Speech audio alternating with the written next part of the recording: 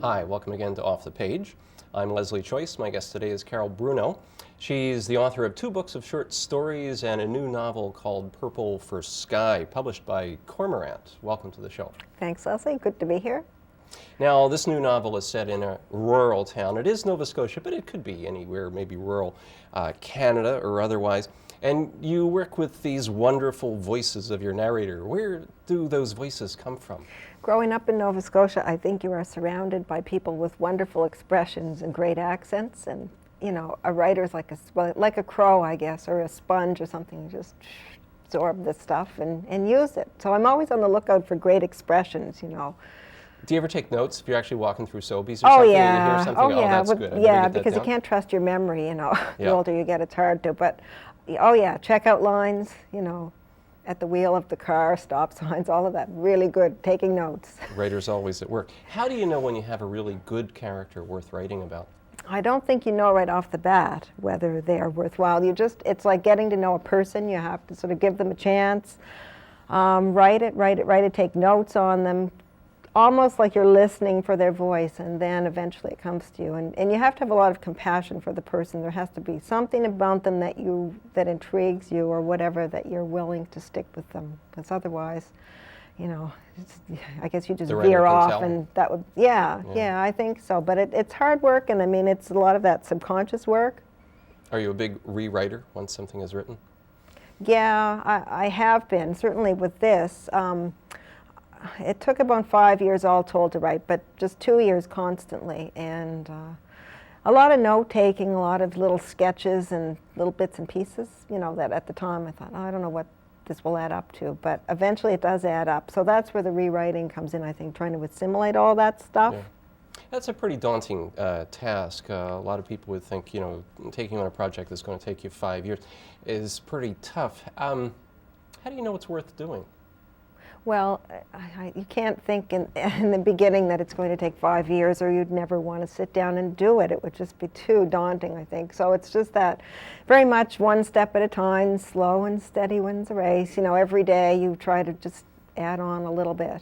And faith in yourself and faith in the process, I guess. Well, faith in the characters for me, or faith in the story, or that sort of interest in the person that you're writing about. Maybe you could take us to the world of your character, then read a little excerpt from the beginning of the novel. Okay, I will read from, this is Lindy Hammond, who is the present narrator throughout the novel. There are 2 other narrators, Ruby, who is her elderly aunt, who is suffering from dementia, and in the form of a journal, the voice of Euphemia, Ruby's mother, comes out. But this is Lindy.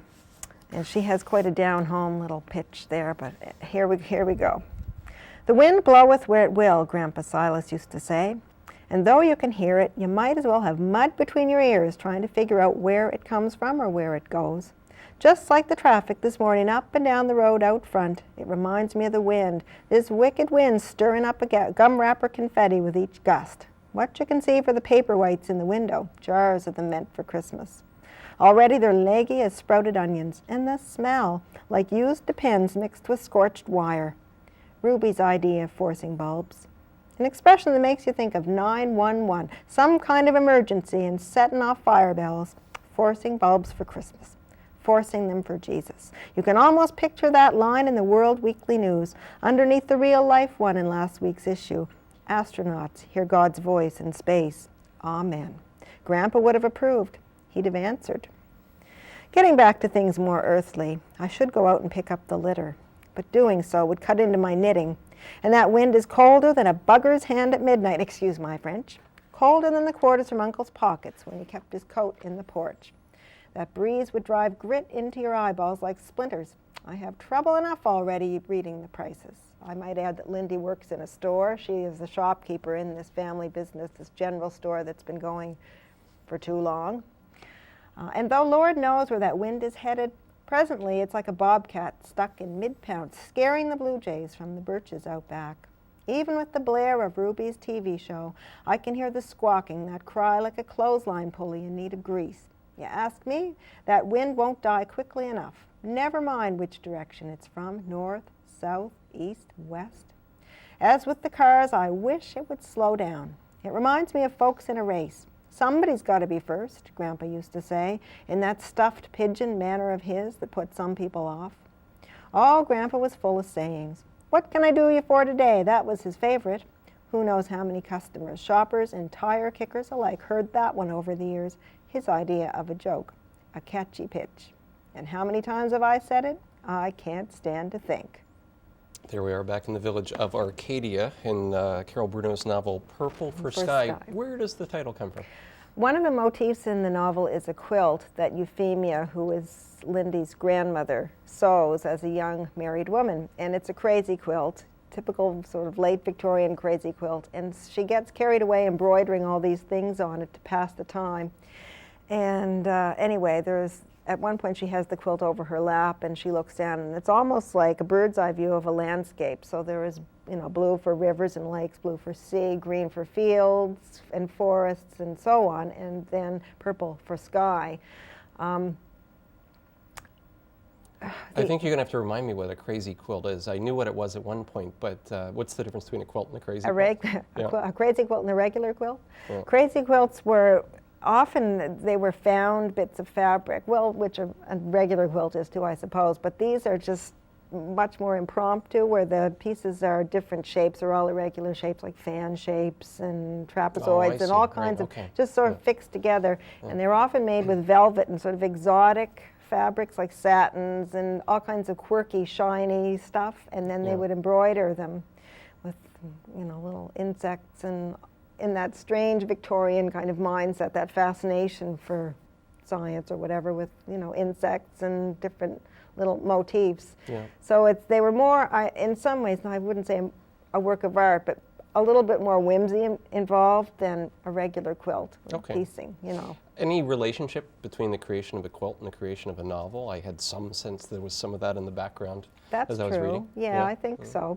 And again, it's that sort of digging in, and you're stitching away, and the fine focus and what's right in front of you, because you really can't think of that huge fabric that you have to create. That's it's right. Too When daunting. you think of women making these enormous quilts, and they say, well, I put 2,000 hours into that. Yeah, digging in for years, Yeah, too daunting. So I think like any large project with a novel, you do have to sort of focus on the page. Like today I wrote a page.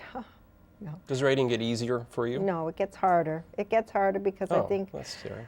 Yeah, well, I think you expect more of yourself, and you know too much. You know too much, and it's not that playing anymore in some ways. Whereas with my first book, it was almost as though it wrote itself, because it was just waking up in the morning. Oh, what can I write today? That kind of just the playing aspect, and that I think you lose that after a while, unfortunately. Oh, yeah, you don't want to lose too much of the play if possible. Now, you were a short story writer. Your first two books were books of short stories. What's the difference between writing a short story and writing a novel? Some things are obvious about length, but the process, I think, is different. The process, I think it has all to do with how you see stories and see the world. Because to write short stories, you have to almost isolate things into these little tight, focused chunks. And after writing a novel, which is the opposite process, is that expansiveness, it's really hard, I think, to go back to seeing people's experiences in these isolated little bits and pieces. Yes. So now, I think it's the difference in vision, And again, the story itself dictates what you do with it. The novel's more fun, really. It's more fun, but it's the time commitment is difficult, I think. Once you're there, you stay with that world. Yeah, once you're there, it's like you dig in for the winter and you just work on it every day. It's kind of like knitting or something, I noticed that with a number of Canadian women writers, contemporary women writers, are writing novels that are intergenerational, as yours is. Newfoundland writers and other writers across the country. Is that a woman's thing? This this concern for women down through generations right now. Why do you think that's such a strong current trend? For me, it goes back to almost the Cape Breton saying, what's your father's name? Where to know a character or to know a person, you kind of need to know where they come from. You need to know who their parents were, et cetera, et cetera. So for me, it's almost like figuring out what makes a character tick is learning from whence they've come. That's kind of interesting, and that's very different from a way that a lot of young people would see themselves today. It's very old-fashioned, I think. Yeah. It's very old-fashioned, but I love writers from the American South, and a lot of them do that generational thing. Lee Smith, for one example. She writes these stories about Appalachian families, and again, you get to know their great-grandparents and so on, and that fascinates me. And it's not, I don't think I'm an historical novelist. I don't want to be a historical novelist, but for me, a story has more weight if you know the real background to it. Yes. Tell me a bit more about Ruby. We've heard a little bit from Lindy. Ruby is 90. She is the businesswoman in the family. Although her faculties are in decline, she has started to develop dementia as a result of her age. And Lindy's plight is to look after her as she declines. But Ruby she married, but she never had children. So she's an anomaly in that respect, that she was always this very hard-nosed businesswoman and very pragmatic, which I suppose makes her decline into that whole nether world of of craziness, almost more poignant, because she was one of those people who was so in control. Yes. What about Euphemia? Euphemia is certainly a product of her time. I think she has huge potential as a person, but she is born into such a limited world of, very difficult fundamentalist religion, or she marries into that world. And so she's never quite able to fulfill what it is she wants, and she always lives within those strictures, although she does sort of go off the deep end at times. She has a lot of potential, but because of her circumstances, never realizes it. And so she has glimmers of transcendence, if you will, but she never quite grasps it. Back to Lindy for a minute. She's there working in that store. What's her dream? What's she searching for? She's not really sure. She just wants to get the heck out of that store. She spent 40 years behind the shop counter, and she dreams of escape, but doesn't even really understand where she would like to go. And then she meets this road crew foreman, Wilf Jukes, who comes in daily buying cigarettes and so on in her store. He's not the greatest catch in the world. He's not great. He's a good man, though. He's a very good person. He's very down to earth, and he's kind to her. And she is a kind person who deserves some kind of connection, and certainly a root out of her isolated little world looking after Ruby. So, he's the guy. He's the guy. He's all right. He's good. Take me back into that store just for a minute before we head up to our break here. You walk in, there's a little bell that's going to ding on the door? There's a little bell that dingles. Yeah. There's these teenagers in the big baggy pants that come in all the time and hang out. And she has a few video games there, so they're always, playing those. And there's that awful racket of those games, that beep, beep, beep kind of sound. She doesn't have a lot of stuff in the store. There's a few cases of frozen, the Highliner fish sticks sort of stuff, and a lot of pop. They've been there for a while, I guess. They've been there for a while, yes. We don't look at the best before dates on any of Lindy's merchandise. Right. She has a few newspapers. She has things like the National Enquirer, the World Weekly News, and this is her reading material. She watches a lot of television. And people come and go, and she gets go. Fragments of their lives. Exactly, and she's always observed these people and has never necessarily wanted to be in their shoes, but at the same time, she has seen they're her access to the outside world. She also develops almost unwillingly a friendship with Edna Pike, who is the local undertaker's wife. And Edna is one of those amazing, generous, constant do-gooding type of person who she's good to the core, but at the same time she's almost too much of a busybody for Lindy's liking. And she eventually befriends Edna, which also takes her out of herself. Okay, there we are in the store. Coming out of the store back to real life, we're going to take a short break and be right back with Carol Bruneau after this.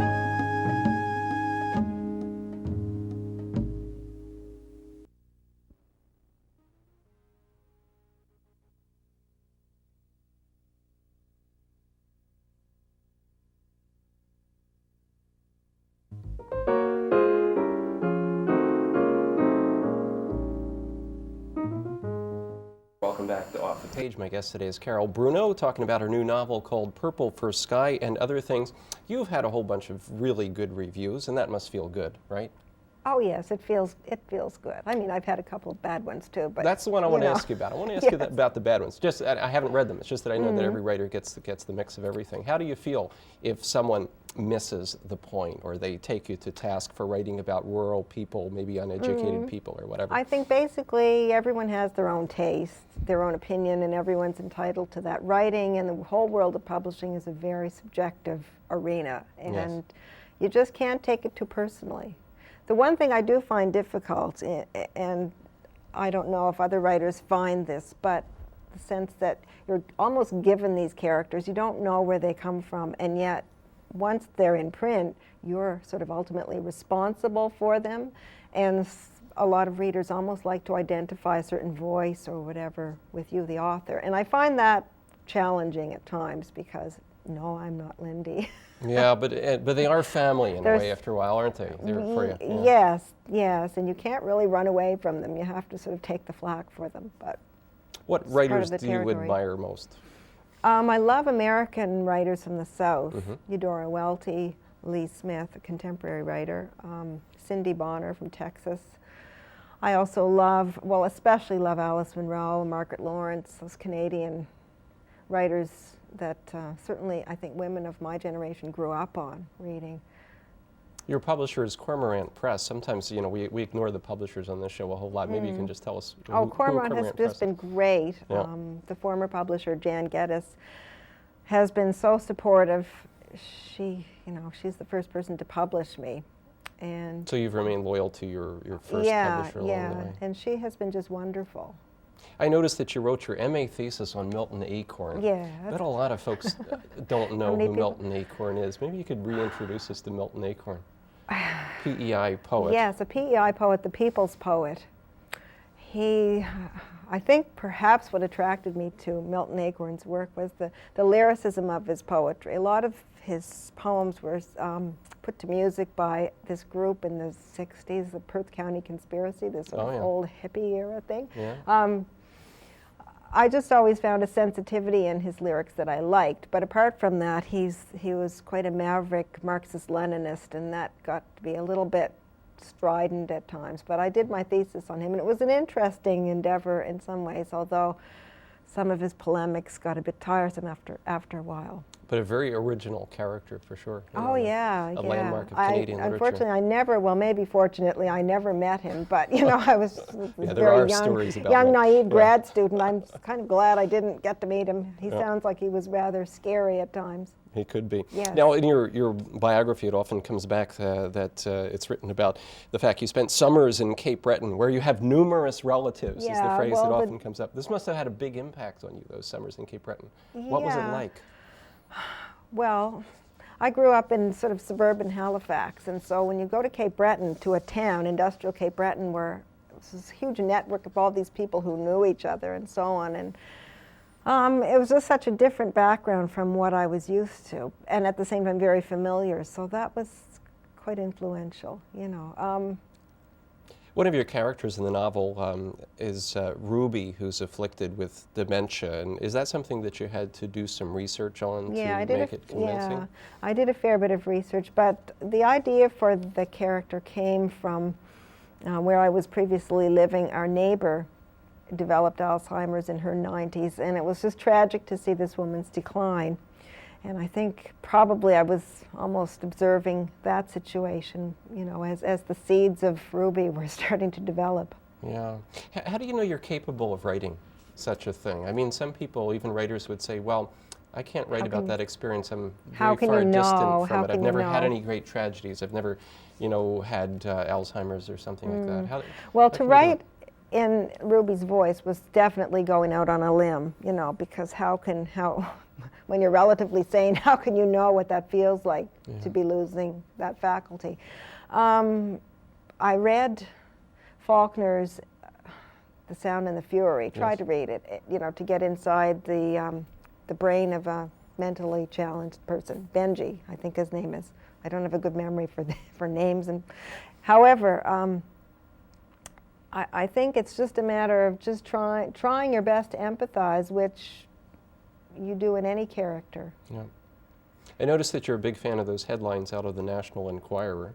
There were a lot of them that, or Lindy was at least, but you must have noticed them. Well, I along spend the a way. lot of time in grocery stores because I have several kids, several growing kids. You can't help but see them, you know, they're always right there. And some of them are just so preposterous that it just seems to me to be fodder just there for the picking, you know. It sticks. Now, you are a mother, you're raising your kids while you're writing this book. Often people who think about writing novels say, well, someday when I have Yeah, more you can't, time, I will do that. But there's that's no not. such thing as someday, you know. It's very much do it now or just don't talk about it, you know. Could you work in chaos? Yeah, I organize chaos. My kids have been great. I mean, it's still chaotic. You know, when I first started writing, which is about six years ago, they were quite a bit younger, and I was dealing with the Mr. Dress Up and the apple juice and peanut butter fingerprints all over everything. And now it's sort of graduated onto the electric guitars and the drums and that kind of chaos of the teenagers coming in and out with instruments, and which at least you don't have to feed them, you know. Yeah. There'll always be chaos, so you have to just deal with it, and you just carve out your own little tiny space in the house or whatever. And I do think find that's why you just have to get on with the quiet space in kitchen your head. table writer sometimes. I was. Now we have moved, so I do have a lovely sunroom in which I write, and that's just, it's glorious. But it's so nice that I almost get too distracted just watching birds and things in there, you know, whereas before in our old house I just had this little teeny tiny table in a little teeny tiny room there was no distraction in that room because it was just, you know. And you're working almost on a new constantly. novel right now. You Yes, have I publishers anxious am. to see the next book? No, nobody's asked yet. I have a few, well, yeah, but anyway, it's coming. The novel has begun. The novel has begun, yeah. I'm sort of over that hump, which is nice. I find that the first, maybe 75 pages are difficult because you really aren't sure. You have no idea really where it's going. Not that I don't think you can have a completely assured sense of where it's going, but at least by the 100th page, you're kind of firmly behind the wheel, you know. And the process is underway. It's underway, yeah. And we're going to take a short break and be back with Carol Bruneau right after this.